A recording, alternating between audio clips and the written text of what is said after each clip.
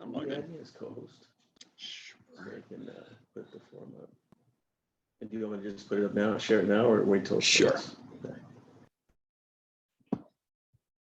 All right, thank you. Oh, yeah, what if we share now? It's gonna, everybody can't see each other that well. Okay, so just put it up when you're ready? Yeah. Okay. Yeah, we start. All right.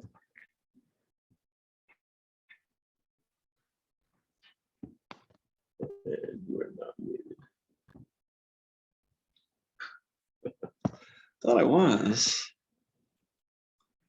Guess not.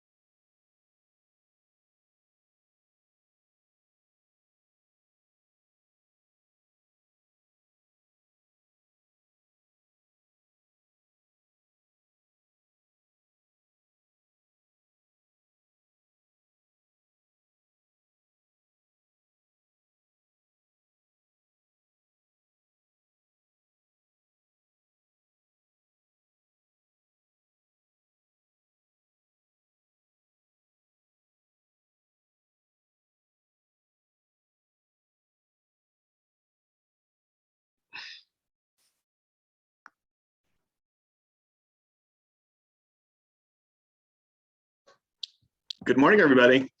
James, I see you're here again today. Had the pleasure of talking to you yesterday. Well, good morning, Richard. Good morning. Hey, John, how are you? I'm doing okay.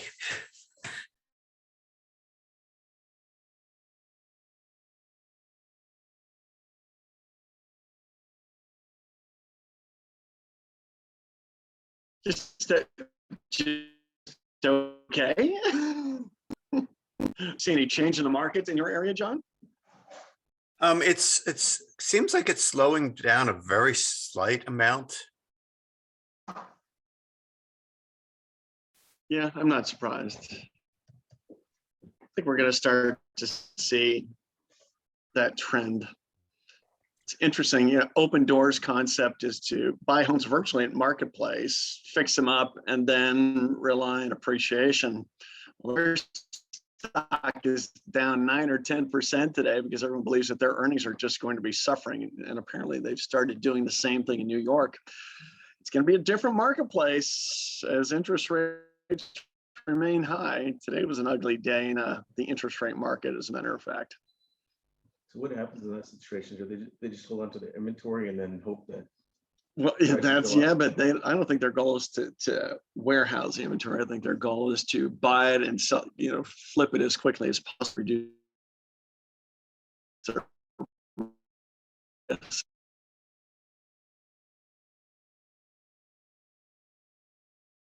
Even if they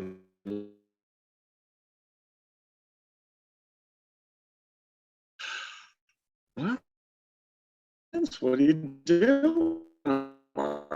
It's going down. the computer.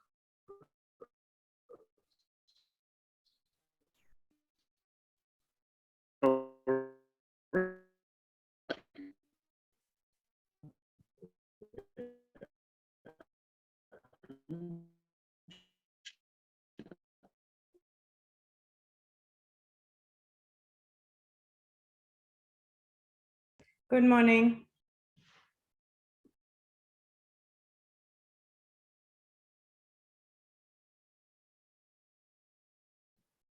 Good morning.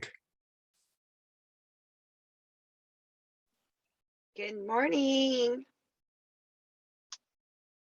Hey, Mary. Good morning, Hi. everybody. Good morning. I recognize that interior. Let's sit over here. I sat here once before, it seemed to work.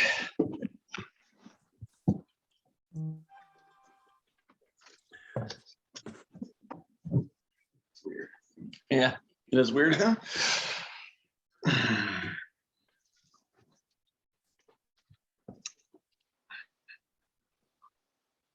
How is everybody?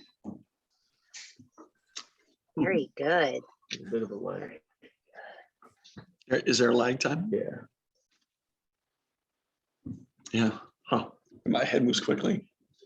I'm gonna switch my seat. It's so odd, huh? It is. It's not my computer. Let's see if this is. We'll find out.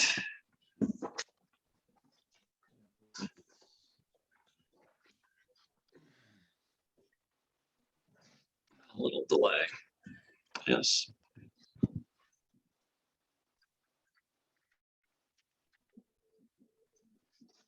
How does it sound? Of course, you hear me. Yeah. My office, let's continue. I wonder what Yeah, those might as sounds are well gonna be read like. the computer itself.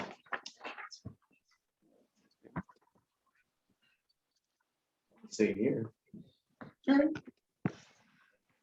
Well, let's just see if everyone, that's right. Flip the air, but. So how does my voice sound? Does it sound like it's being fragmented or interrupted? No. Yeah, a little bit. Okay. Is it still lagging? I thought that was just the aging process. Yeah. Oh, yeah. I'm gonna. You're so funny, John. That's great. I'm gonna just log out and see what happens.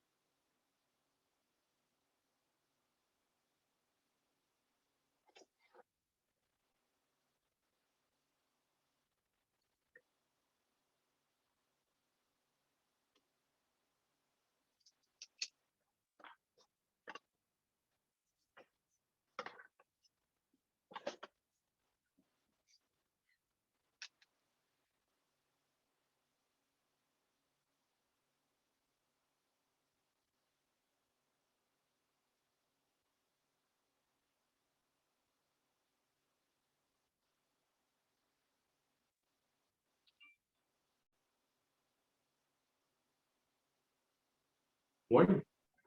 All right, I'm unmuted. Yes. Good morning.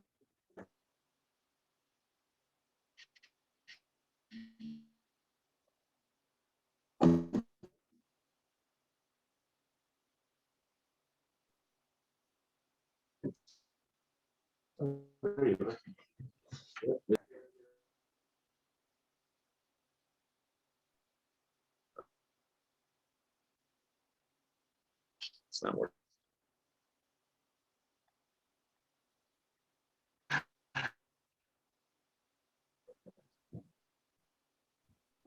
Write a note in there.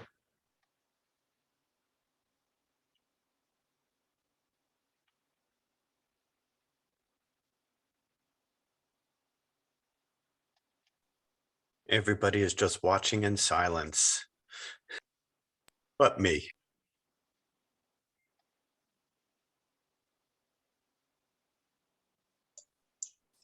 Morning, John. Hey, Cheryl, how are you doing? I'm good. How are you? Doing okay. Good. Just enjoying the weather and hoping I can put this deal together. I had a deal that was falling apart because the buyers felt that I wasn't doing my job because all of their offers were being countered. Actually, I got to grab that. That's them. Okay.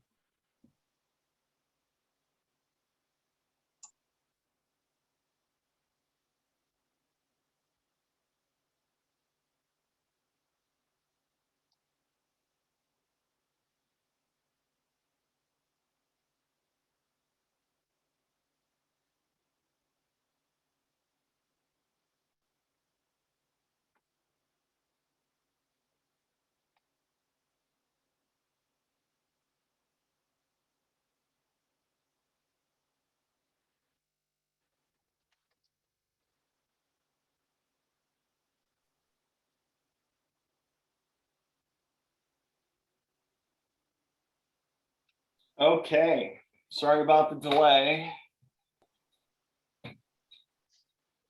Can everybody hear me now? Carlos, would you please allow me to sign me as a co-host?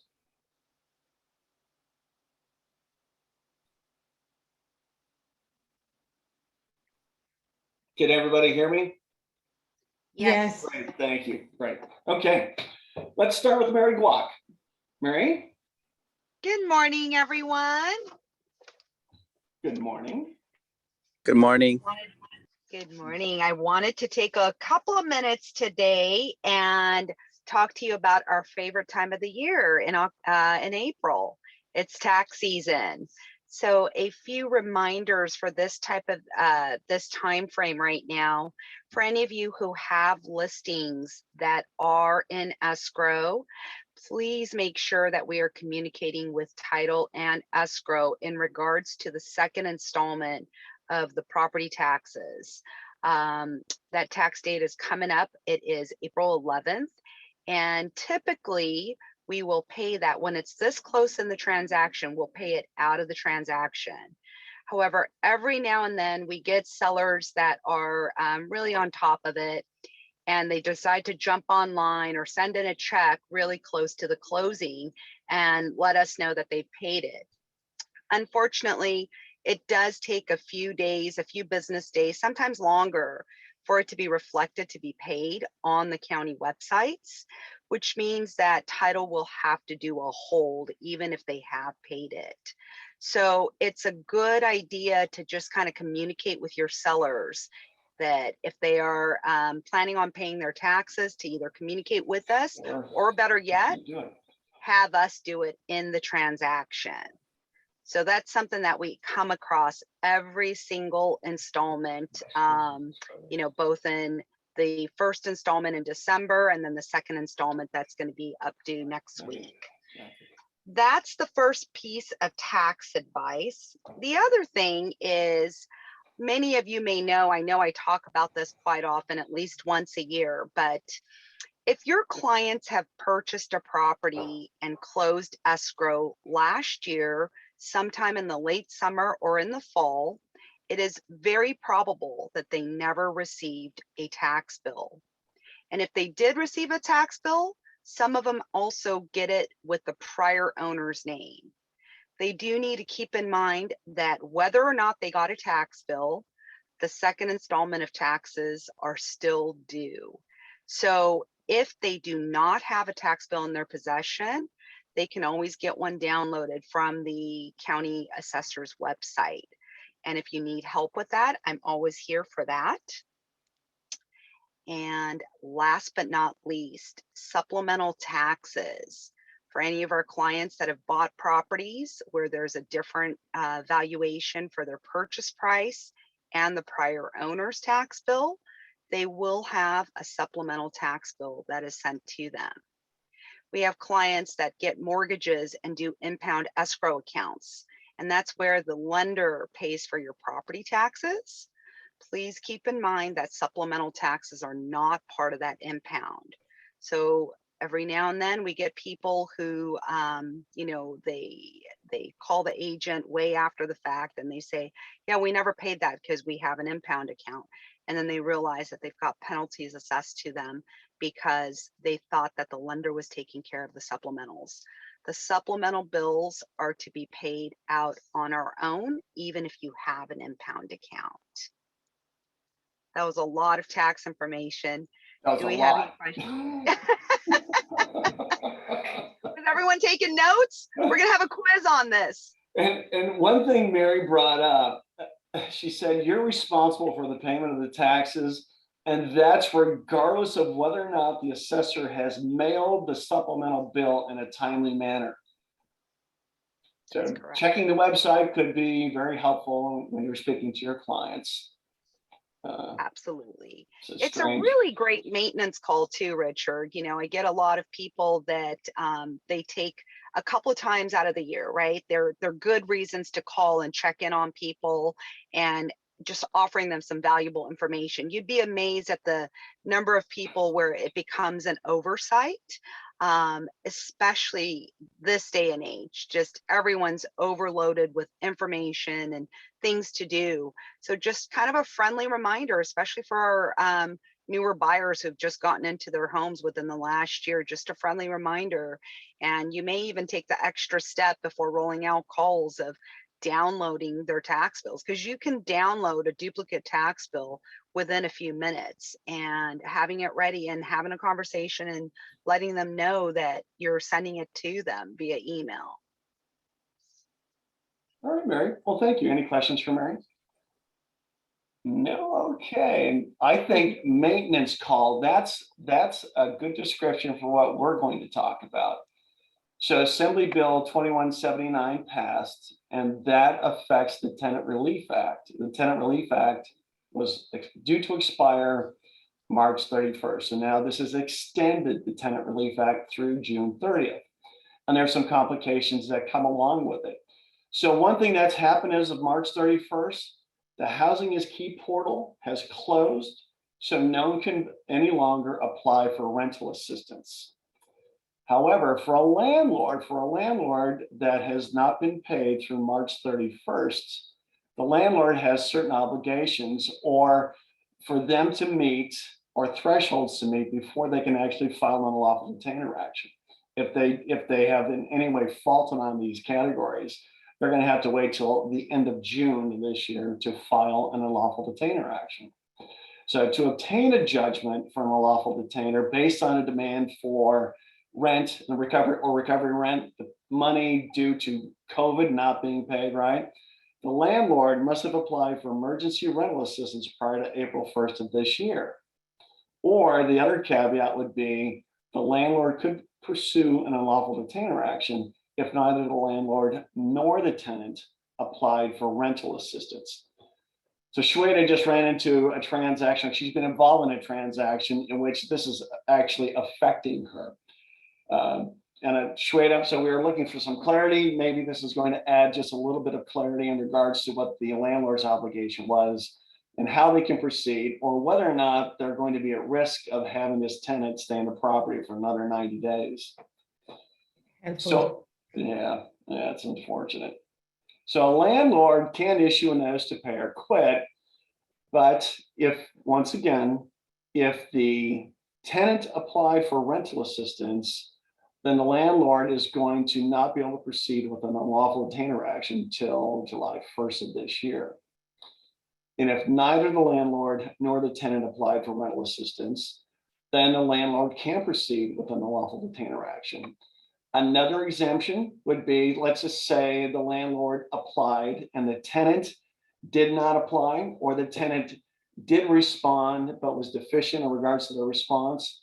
Once again, that's the type of exception that would allow the landlord to proceed with an unlawful detainer action. So Assembly Bill 2179 is affecting any landlord that's out there, especially those landlords who are owed money through March 31st of this year. Couple of things. We, in many times or in many cases, are asked to serve notices. Now, all of the notices to pay or quit are being updated or have been updated in the Zip Forms library. So they typically will give you directions in regards to how to proceed. I think for anyone that is or hoping to file an unlawful detainer action, personally, I would use the same attorney that I retained to take me through the unlawful detainer action to also have the proper notices served. Because any service that's deemed to be defective obviously will prevent you from going forward. So other things that come up all the time, and Carlos, if you could put this on the screen, the rent cap and just cause addendum. Thank you.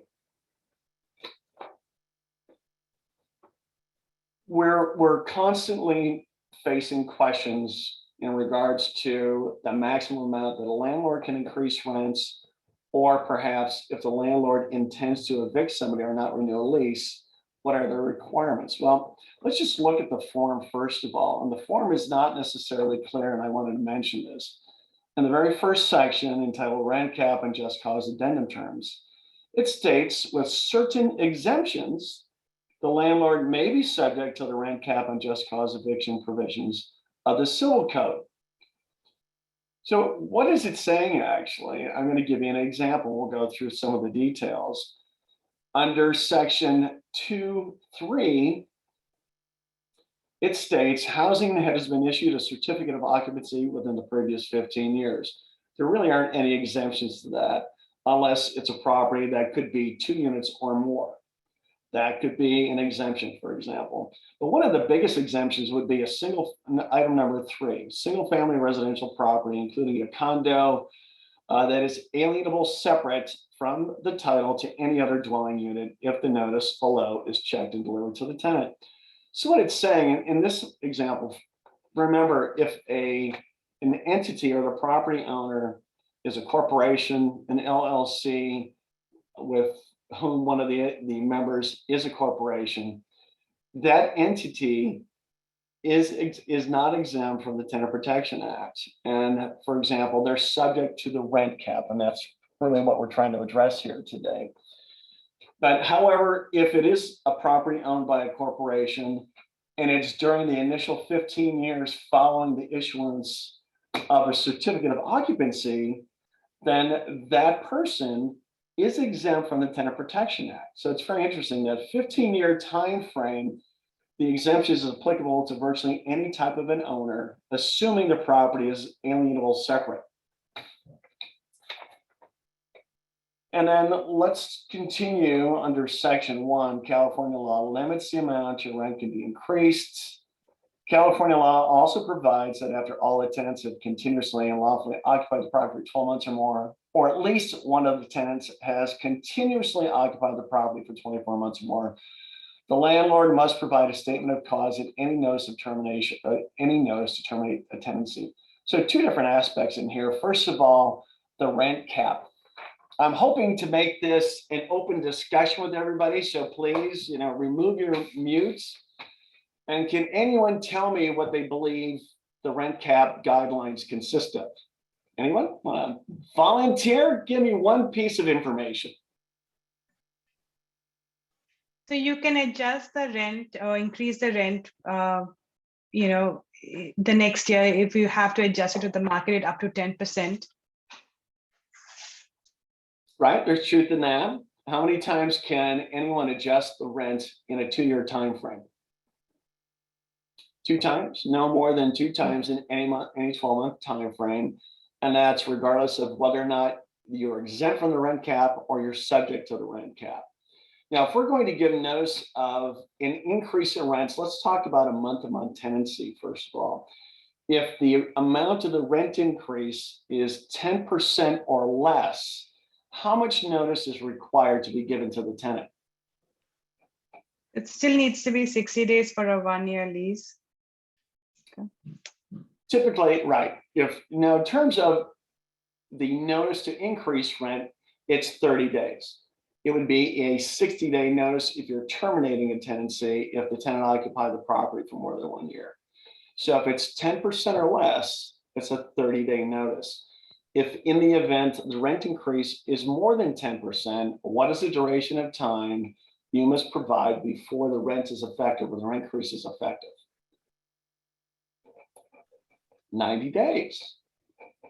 So we have a 30-day notice, 10% or less, 90 days if the rent increase is more than 10%. And we're not talking about the rent cap at this point in time. We're just simply talking about the notice periods, as a matter of fact. So in the event somebody is subject to the rent cap, meaning they are not exempt, what is the maximum rent increase during any 12-month period? What is the max? Currently, it's 5% plus the rate of inflation. And that currently is, there's a specific schedule, and that's 3.6%. So if somebody is subject to the rent cap laws right now, they can't increase the rents by more than 8.6% above the lowest base rent during the last 12 months. Keep that in mind. So that's if you're subject to the rent cap law. Once again, if you're not subject to the rent cap law, what is the rate, the amount that you can increase rents? There really is no cap on it, right? If you're exempt and you don't provide the exemption notice, is that exemption forever lost? And the answer is no. Until you put the tenant on notice that you're exempt, you're actually subject to the rent caps. Let's see. Question, Rich. Yes. So if someone's renewing their lease and they haven't received the Rcjc from the landlord, and they're barely getting it now, they have to wait until the next year for that to go into place, right, for the exemption. That's a good question. So are you making the assumption it's a long-term lease, say, for example, for 1 year? Yes, and the landlord hasn't given the Rcjc to the tenant. Okay. So we're going to talk about a long-term lease, not a month-to-month tenancy. If there is a lease that was signed, or where we see this more happening more often, leases were issued years ago. Many times landlords are just continuing to extend the lease itself.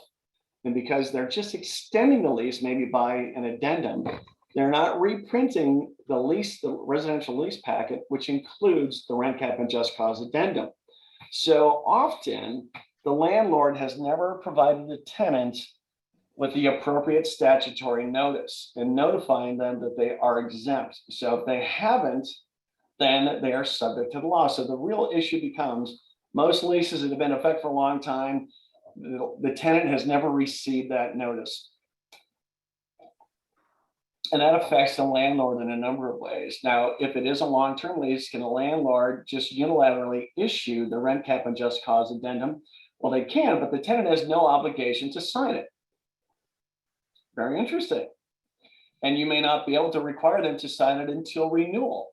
In addition to that, if you are subject to the rent cap, and let's assume at the end of the tenancy, I just don't like the tenant and I want them to move out, but I have never provided the appropriate exemption notice. Not only am I subject to the rent cap, I am also subject to the just cause reasons for termination of a tenancy. And just because I don't like you, I cannot terminate the tenancy. It has to be for cause, for example, non-payment, or it has to be because I'm moving a relative in, not because I just have decided to terminate the tenancy. How about if I decide to sell the property? Yeah, that is an exemption. That's an exemption. There's very few, but that's one of the reasons, for example, but under that specific scenario, you can exercise your right. It is a valid reason. It's not a for cause reason. However, under that circumstance, the landlord is going to be required to pay 1 month's relocation assistance or provide the last month's free. And you must provide that information to the tenant, otherwise the termination of tenancy could be defective. So if I'm not selling the property and I just don't like the tenant and I'm at the end of the lease term and I don't want to renew, I might be in the position, actually, I have an obligation to renew that lease, or I can't terminate the tenancy. If I can't terminate the tenancy, I might just be willing to allow it to go to a month-to-month tenancy.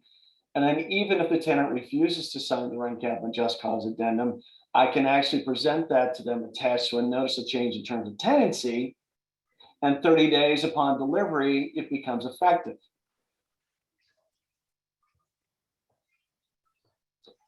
Now, let's assume we talked about increasing rents, and that's probably one of the biggest things for landlords. How much can I increase the rent?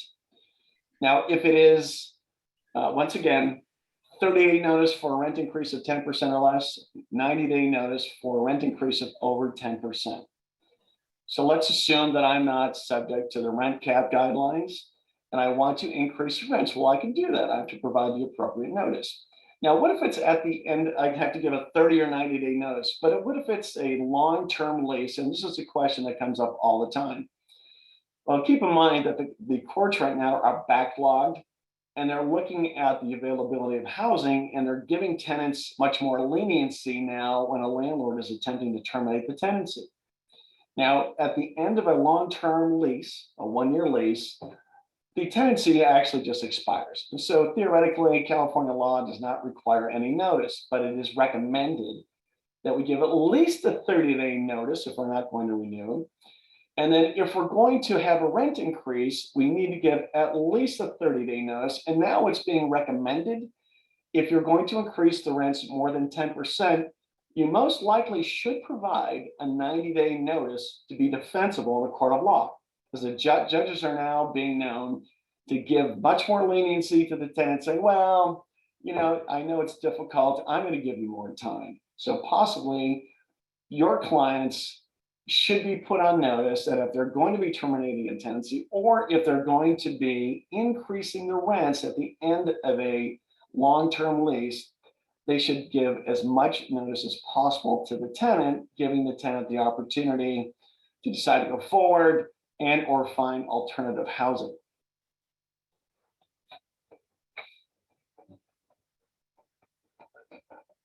Hey, So Richard, anyone- it's Jean.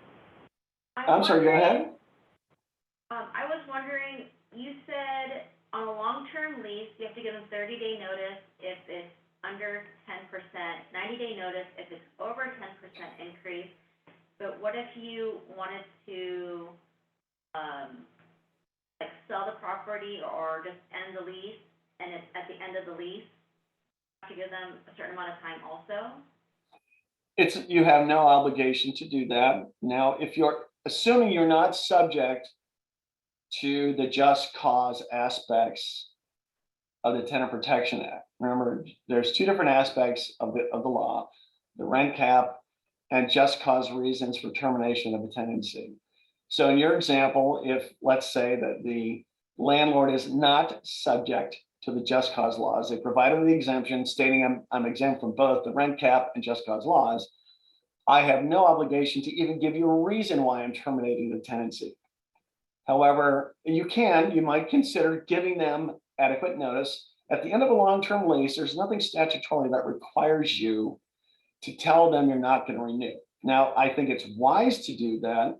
And remember the other aspect for a landlord, upon terminating a tenancy, you have an obligation to give the tenant the right to do a pre-move-out inspection no sooner than 14 days prior to the termination of tenancy.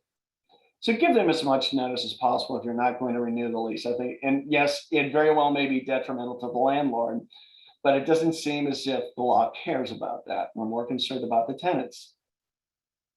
So Gina, I don't know, I assume that was Gina, if I answered your question, appropriately, or gave you the information you're looking for. That's perfect, thank you. Okay, right, because I know we had questions about that.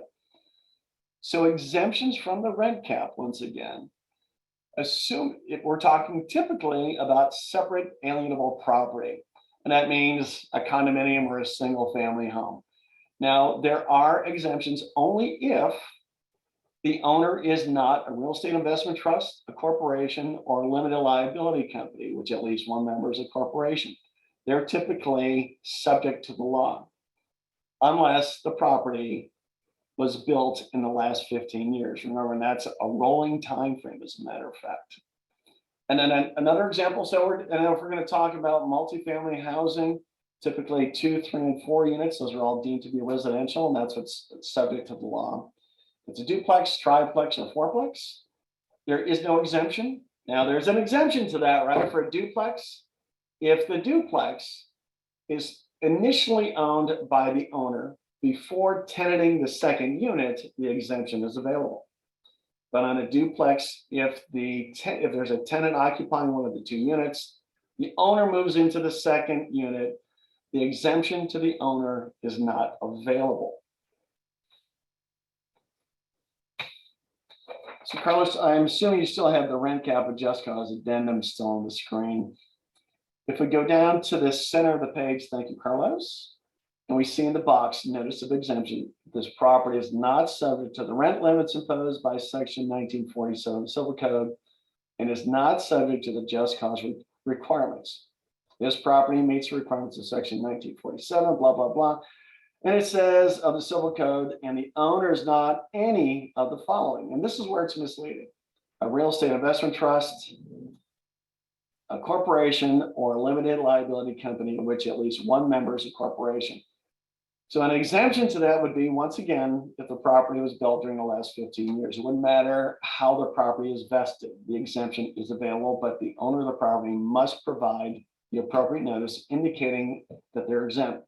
Now, if I provide the form and I don't check the box, am I entitled to the exemption? No. Now, if the owner is not a party to a corporation which owns this, but maybe a party to a corporation for his business, can he still be exempt? How's the property vested in your example? In his sole and individual name? Then yes, the exemption is available to him. Yes.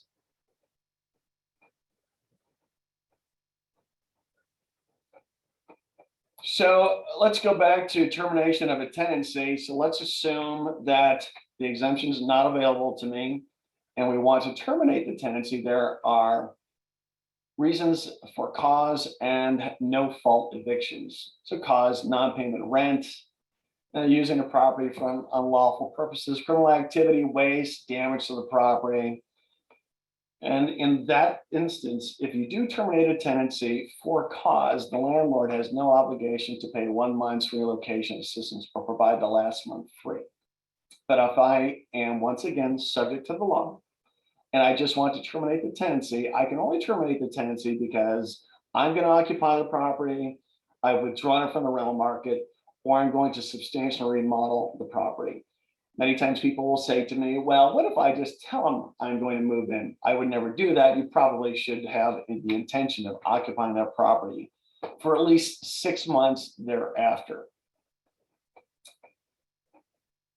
And then the rent cap exemptions are they're similar to the just cause reasons for termination of a tenancy. So the exemption is not available if the owners are a real estate investment trust, a corporation, or an LLC in which at least one member is a corporation. Unless the property is 15 years of age or younger, so that's a possibility. Interestingly enough, dormitories, things like that, they are exempt from the law, so they can increase their rents as much as they would like. Vacation rentals, something that's leased for 30 days or less, it's exempt from the law also.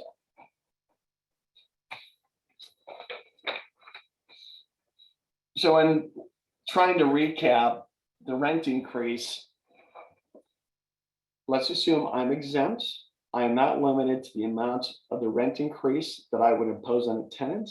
I can't increase the rent any more than twice during any 2-month, any more than twice during a 12-month time frame. So what takes place if I allow a new tenant to enter the property? Can you increase the rent? Not because of the adding or the addition of a tenant, but the landlord is still permitted, the landlord's given actually the opportunity to increase rents 2 more times during a 12-month period, but they're still subject to the rate cap, assuming they're not exempt. If they're not exempt, they can increase the rent as much as they want, but no sooner than 2 times every 12 months. So if I am exempt from the law, I can increase the rent as much as I would like. If I don't have the exemption available, currently I can't increase rents more than 8.6% of the lowest base rent during the last 12 months. Does that help in terms of trying to define how much we can actually increase the rent and the reasons why we can increase the rent, and also why providing the statutory notice to our tenants is so critical? So remember, if somebody's under a long-term lease and they haven't signed, or you haven't provided them with a rent cap and just cause addendum, they have no obligation to sign it. They can, and that's fine. If somebody is under a month-to-month tenancy, the tenant, once again, has no obligation to sign, but you can oppose that by attaching it to a notice of change in terms of tenancy. But that won't take effect for 30 days after. And if you mail it, it's going to be 35 days. But if the tenant just agrees to sign it, then that's perfectly acceptable. Delivery is different. If it's going to be sent via notice of change in terms of tenancy, that requires actual signatures and not electronic signatures or signatures via email. So there's different forms of delivery that are required when trying to implement any of these guidelines. I don't see anything in the chat box. Can you go over the eviction process right now? If you cannot apply for rental assistance anymore, then what do you do? If the purpose of the unlawful detainer to evict them is for rents that are unpaid through March 31st of this year, then unfortunately you're going to be obligated to you're going to have to give them a notice, and then they have 15 days, I believe, thereafter to respond whether or not they ever did apply for rental assistance. But to proceed with an unlawful detainer action, a couple of things must have taken place, or certain things, in any case, nothing at all has taken place. So if in the event for rents owing through March 31st, the landlord prior to April 1st of this year attempted to apply for rental assistance on behalf of the tenant, the landlord can proceed, assuming the tenant didn't comply, didn't make the effort, didn't respond. If the landlord did not apply for rental assistance during that period of time, remember the portal's closed, so you can't go back now and correct what we didn't do. But the tenant did apply for rental assistance, the landlord cannot proceed with an unlawful detainer action. That's going to be postponed until July of this year.